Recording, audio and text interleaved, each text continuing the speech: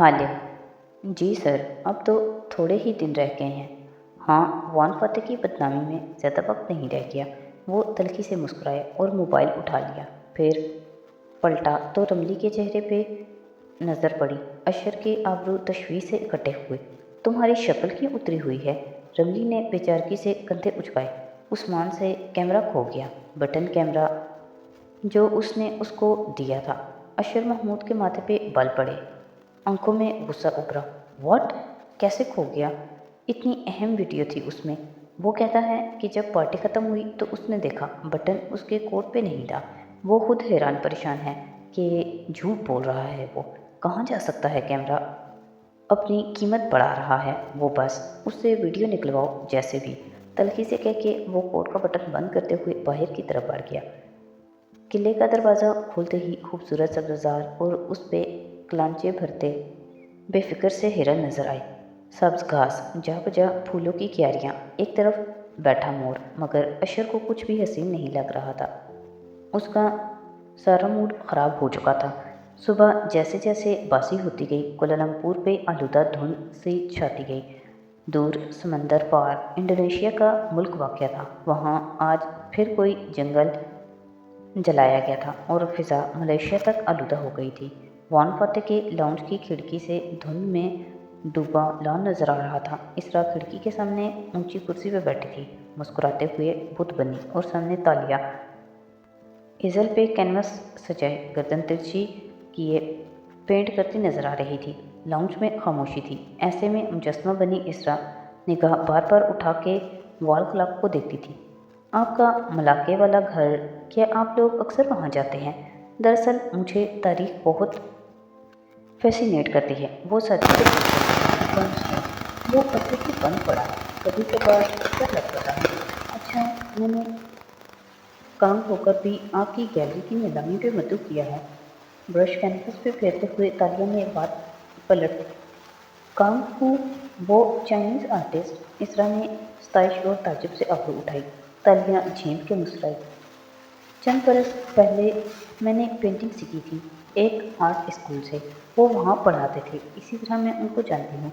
Art बनाने और उसको महफूज रखने के लिए ही होते हैं मेरे सोशल सर्कल में। अच्छा लगा सुनकर। तुम तो काफ़ी काम की लड़की हो। क्या कांगू आएंगे? कांगू न सिर्फ आएंगे बल्कि उनको आपकी गैलरी से 3 नुमारदात भी खरीदने हैं। वो मगन अंदाज में ब्रश कर रही थी। अच्छा, कौन से नुमारदात? मैं दिलचस्पी दिखाई। उन्होंने मुझे लिस्ट दी थी। ठहरे, मैं दिखाती हूँ। ब्रश का कोना दांतों में दबाए और साथ रखा पर्स उठाया, जिप खोली, एहतियात से तयशुदा कागज़ निकाला और इसरा को जाकर दे आई। फिर वापस घड़ी देखते हुए बैठ के बेनियाजी से पेंट करने लगी। उस्मानी सल्तनत का खत्ताती का अजाजा इसरा कागज़ खोल के पढ़ रही थी। बिल्कुल, ये नीलामी पे होगा। और ये 10वीं सदी का शुमाली अफ्रीका का कुरान का नीले रंग का नुस्खा, ये भी मेरी कलेक्शन में है। फिर वो ठहर गई, आंखें सुकेड़ के आखिरी तस्वीर देखी जो उस कागज़ पे छपी थी। ब्रश करती तालिया का दिल जोर से धड़का। सुनो तालिया, मेरे पास मुजफ्फर शाह के ज़माने का तो कोई सिक्का नहीं है। अचंभे से आंखें उठाईं तो तालिया ने ज़ाहिर चौंक के उसे देखा। पता नहीं इसरा, उन्होंने कहा था कि ये मुख्तलिफ सिक्का है। उसके दोनों तरफ मुजफ्फरुल सुल्तान लिखा है और ये आपके ही पास है। वो जैसे याद करके बता रही थी। नहीं, मेरे पास तो। इसरा की गहरी सांस ली।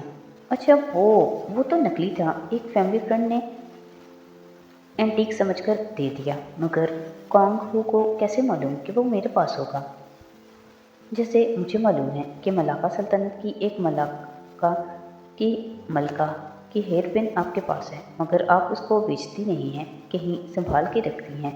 आर्ट कलेक्टर्स को सब मालूम होता है कि कौन से नवादात किसके पास हैं। मिसेज इसरा उसकी बात पे इसरा खिलखिला के हंसती। हाँ, ये दुरुस्त कहा तुमने।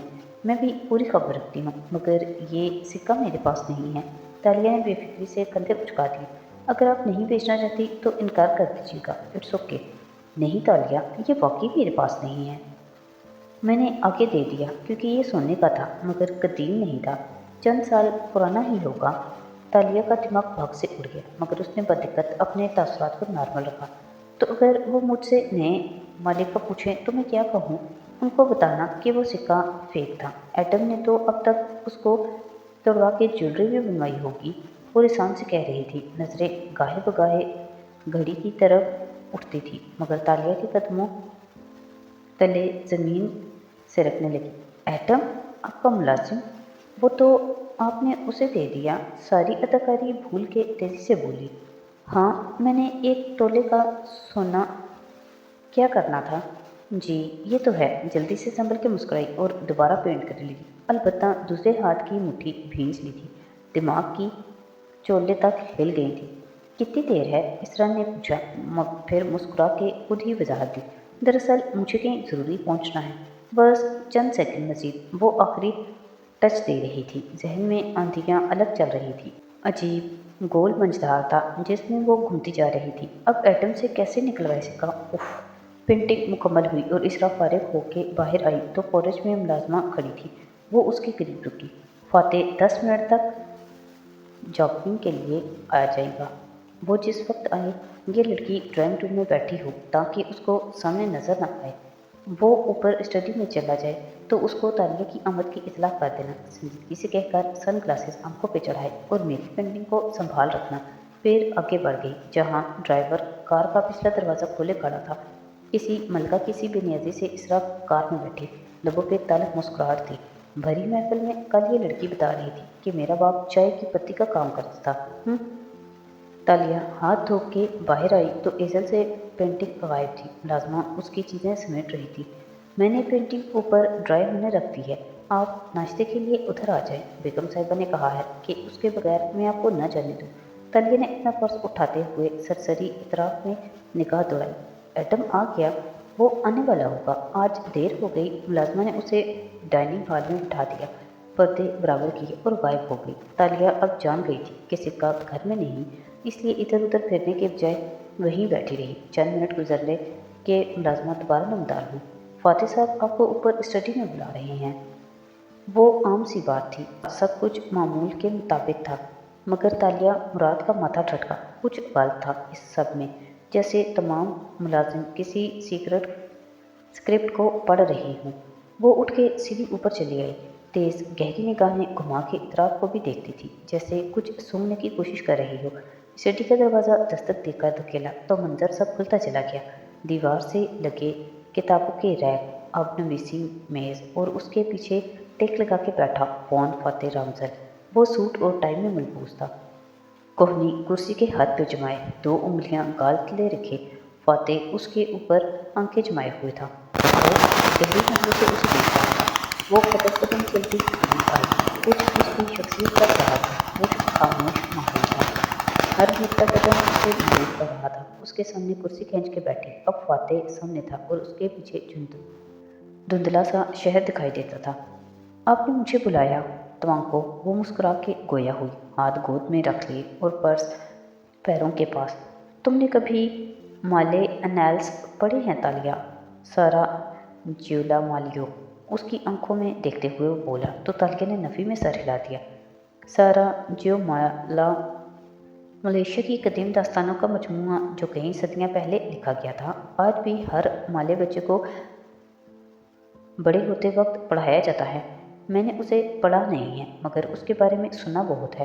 اس میں ایک کہانی بانگ توانگ کی ہے۔ وہ سلطان منصور شاہ کے 5 جری سپاہیوں میں سے ایک تھا، سورما، بہادر، نڈر، بے حد طاقتور۔ وہ اس پر سے نظریں ہٹائے بغیر بات جاری رکھے ہوئے تھا اور تالیہ پلکیں تک نہیں جھپک رہی تھی۔ ان 5 کو سلطان نے عظیم ہتھیاروں کی طرح تیار کیا تھا۔ ہانگ تو ان کا لیڈر تھا، سب سے طاقتور، مگر اس کی بڑھتی مقبولیت اس کے لیے مسائل پیدا کرنے لگی۔ لوگوں کو اس سے حسد ہونے لگا۔ یوں ایک دن سلطان کو غلط فہمی ہوئی کہ ہانگ نے تو توان حرم کا اصول توڑا ہے، تو اس نے وزیر اعظم کو حکم دیا کہ ہانگ توان کو قتل کر دیا جائے۔ یہاں پہ اس نے وقفہ دیا اور اب آنکھوں کی پتلیاں سکیڑے اسے بغور دیکھ رہی تھی، گویا سمجھنے کی کوشش کر رہی ہو۔ وزیر دانا آدمی تھا، اس نے ہانگ تما کو قتل کرنے کے بجائے چھپا دیا۔ فاتح نے نظریں تالیہ پہ جمائے بات جاری رکھی، مگر باقی چاروں کے اندر غصہ اور بغاوت جنم لینے لگی۔ یہاں تک کہ ایک دوسرے سورما نے ایک دن محل میں ہنگامہ برپا کر دیا۔ वो हांग तमा की सूट का बदला लेना चाहता था। सुल्तान ने उसे गिरफ्तार करने का हुक्म दिया, मगर कोई सिपाही उसके करीब जाने की हिम्मत नहीं रखता था। ऐसे में वजीर ने बादशाह से हांग तमा के लिए अमान तलब की और बताया कि उसने हांग तमा को मारा नहीं था और सिर्फ वही अपने साथियों सुरमाओं को पछाड़ सकता है। चुनांचे वजीर हांग तमा को ले आया और बादशाह ने उसे माफ़ कर दिया। फिर दोनों सुरमाओं में मुकाबला हुआ और हांग तमा ने बागी सुरमा को, जो हांग तमा की मौत का ही बदला लेने आया था, मार दिया और एक दफ़ा फिर से सुल्तान का पसंदीदा बन गया।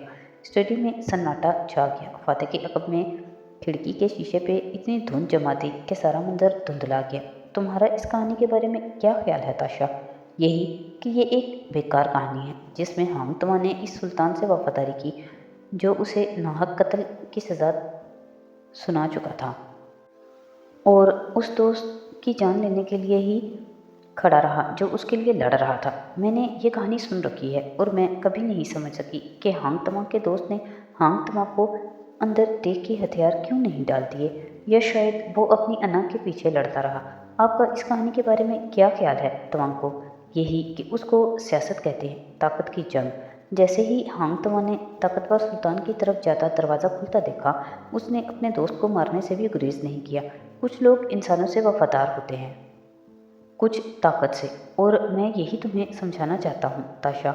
वो आगे को हुआ और दोनों हाथ बाहों फंसा दिए और बात जारी रखी। तुमने वॉन फाते के घर से एक शय चुराई, वो चूंकि, और मैं चाहता हूँ कि तुमको मुझे वापस ला दो ताकि मैं तुम्हारे खिलाफ पुलिस में शिकायत ना करूँ। तालिया बिल्कुल सुन्न हो गई। पैर से नीचे रखे पर्स को छुआ जिसमें वो ब्रेसलेट अभी भी मौजूद था। या अल्लाह, इसको कैसे इल्म हुआ? मैंने आपके हाथ से चोरी की है, बेयकीनी से दोहराया। और तुमने वो फाइल अशर को दे दी है, मैं जानता हूँ। तालिया के आंसू इकट्ठे हुए। वो ठटकी। कौन सी फाइल? मैं जानता हूँ तुम ये ऐश के लिए कर रही हो। उसके साथ पुरतयश ज़िंदगी गुजारना तुम्हारा ख्वाब होगा। मेरा ख्याल है तुम इतनी अमीर नहीं हो जितना खुद को जाहिर करती हो, क्योंकि एक ज़माने में तुम एक्ट्रेस अदाकारी की तरह थिएटर में काम करती थी। ताशा अगापोवा, याद है? इसके अलावा मैं तुम्हारे बारे में कुछ बहुत डिसऑनेस्ट सा है जो मुझे खटकता है, लेकिन मुझे इस सब से कोई गर्ज नहीं, क्योंकि आज के बाद तुम हमारे घर नहीं आओगी। तालिया की रंगत सुर्ख पड़ चुकी थी, लब कँपने लगे थे। वो उठी और हथेलियाँ मेज़ पे रखे झुकी। आपने मुझे एक ही सांस में झूठी, चोर, फ्रॉड और गोल्ड डिगर कह दिया है फातेह साहब। इसकी आंखों में आंखें डाल के वो घुराई। जैसा कि मैंने कहा, मुझे इससे कोई फ़र्क नहीं पड़ता तुम अपनी ज़िंदगी में क्या करती हो, मुझे सिर्फ अपनी फ़ाइल वापस चाहिए। वो हल्के से कंधे उचका के रिसान से बोला था, बिल्कुल ठंडा, कोई गुस्सा तैश कुछ भी नहीं। मैंने आपकी कोई फ़ाइल नहीं चुराई। उसकी आंखें गुलाबी पड़ रही थी और गला रंध हुआ था। देखो तालिया, ताशा, वॉटेवर, कल तक अगर मुझे मेरी फ़ाइल नहीं मिलती तो मुझे इससे कोई फ़र्क नहीं पड़ेगा। तुम्हें पड़ेगा। तुम्हारी अपनी क्रेडिबिलिटी ख़राब होगी। वैसे भी अशर को जैसे ही ताकत मेरी तरफ नज़र आएगी, वो अपनी पुरानी सफ़ों में वापस आने के लिए सहारे साथ वही करेगा जो हांग तमा ने अपने दोस्तों के साथ किया था। धुंध बढ़ती जा रही थी, इतनी कि कमरे में भी भरने लगी थी। तालिया इसी तरह हथेलियाँ मेज़ पे रखे ज़ख्मी नज़रों से उसे देखेगी। तुम एक आज़ाद इंसान हो। मेरी फ़ाइल तो मुझे मिल जाएगी, लेकिन तुम्हें अपनी नज़रों में मोतबर होने के लिए कोई इखलाकी कदम लेना होगा। अब तुम जा सकती हो। वो मेज़ से हाथ हटा के सीधी हुई, चंद लम्हे सुलगती आंखों से उसे देखती रही, फिर 2 कदम पीछे हटी। आपको वाकई इंसानों की पहचान नहीं है तो आपको। वो अब सेल फोन उठाते हुए खड़ा हो रहा था, संजीदा और बेनियाज।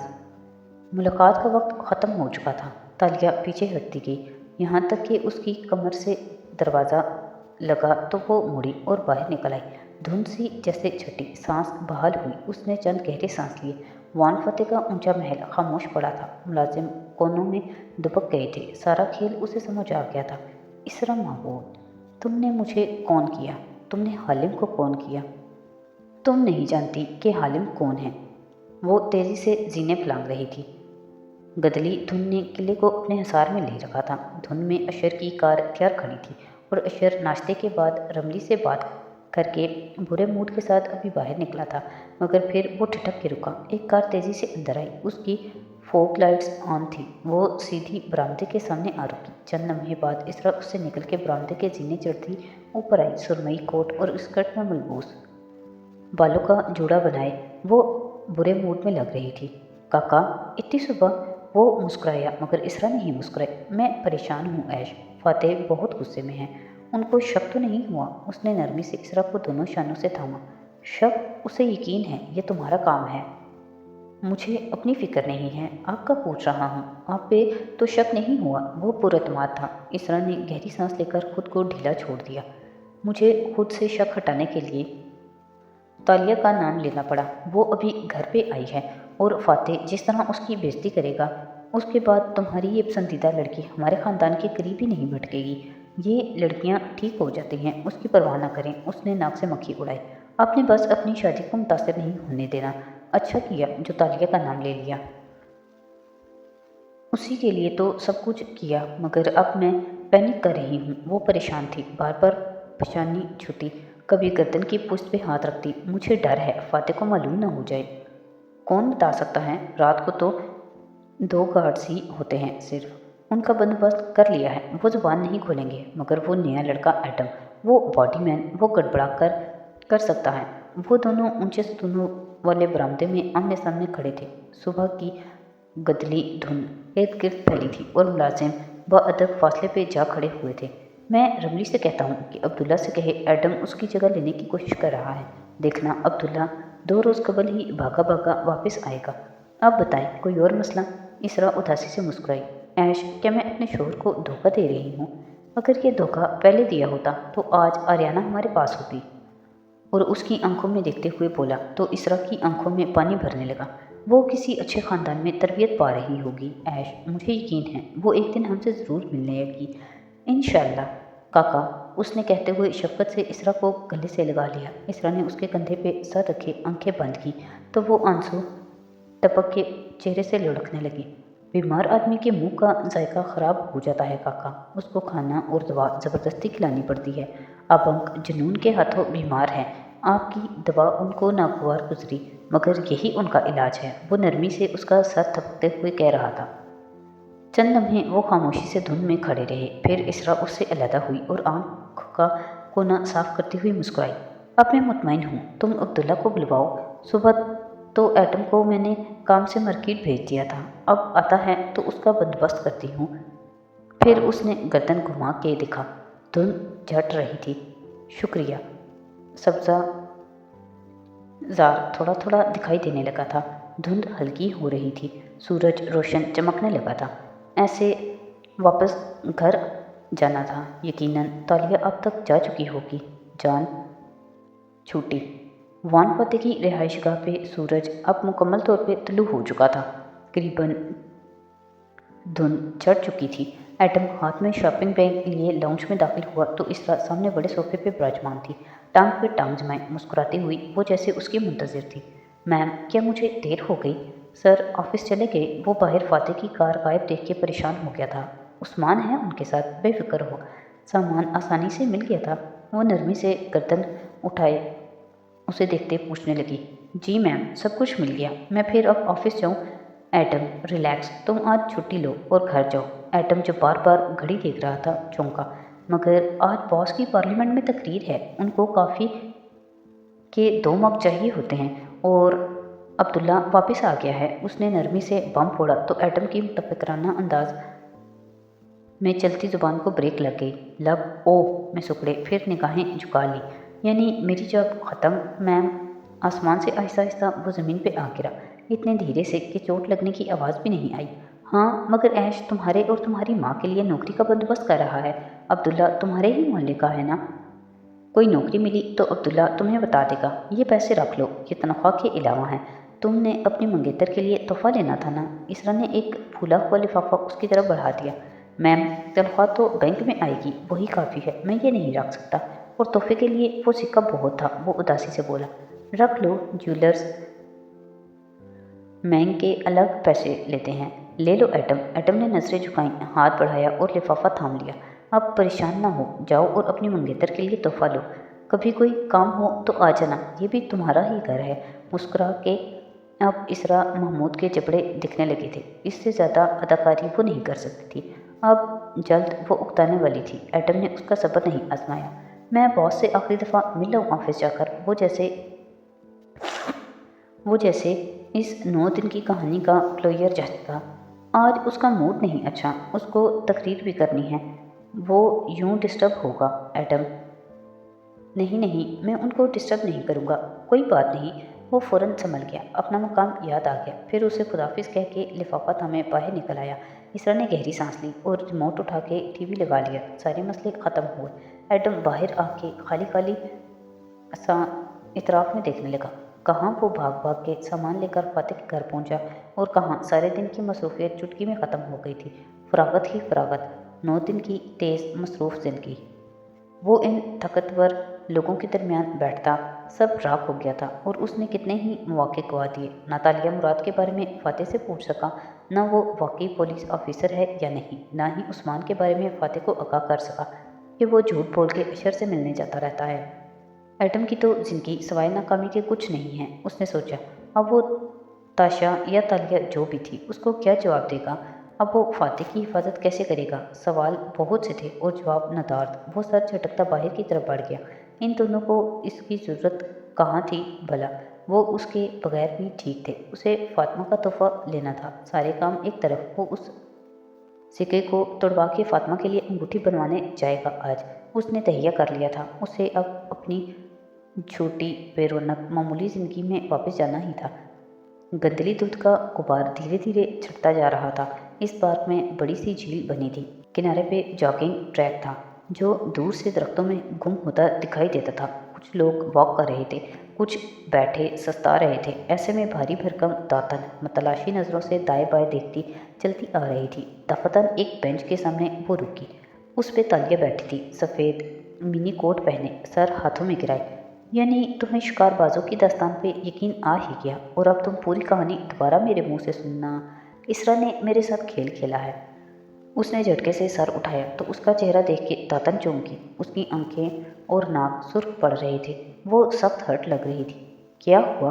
दातन परेशानी से साथ बैठी और उसके कंधे पे हाथ रखा। इसरा ने मुझे जल्दी बुलवाया ताकि मैं पेंटिंग मुकम्मल कर लूँ और फिर वो गायब हो गई ताकि वान फाते मुझे डांटे। और उन्होंने मुझे चोर कहा, बददियानत, झूठी और फराड कहा।